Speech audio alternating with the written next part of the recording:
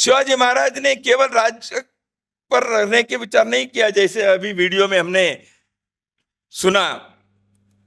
उन्होंने कृषि नीति, कृषि के बारे में विचार किया। सुराज्य की आज बात होती है, गुड गवर्नेंस की बात होती है।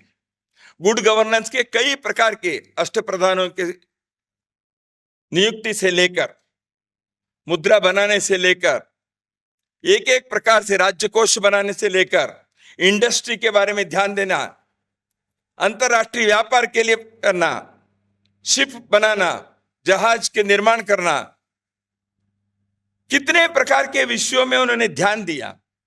भारत के समाज के फिर से एक बार पुनरुत्थान करने के लिए एक सुराज्य के सुशासन की आवश्यकता है, केवल राजा बनकर सिंहासन पर बैठने के लिए नहीं।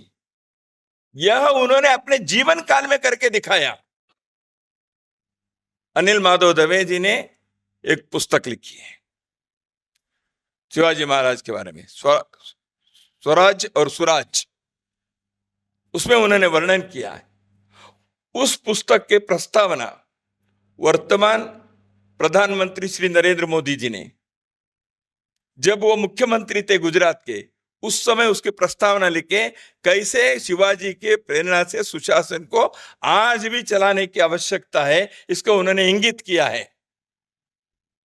मित्रों, शिवाजी महाराज के बाद जो जिसको मराठा साम्राज्य कहते हैं, 1818 तक द्वितीय बाजीराव के ने जब अंग्रेजों के राज सौंप दिया, तब तक चला।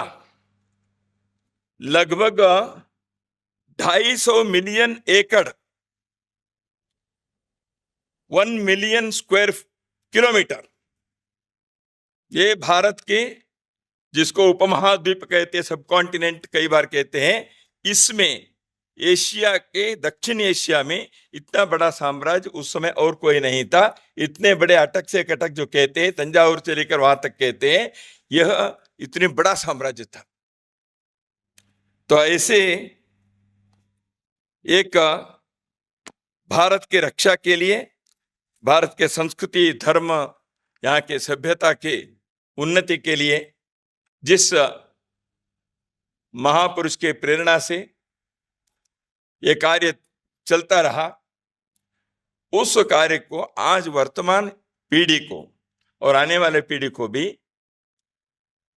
पाठ्य पुस्तकों के द्वारा, फिल्मों के द्वारा, कहानियों के द्वारा, व्याख्यान के द्वारा समाज में बताने की आवश्यकता है।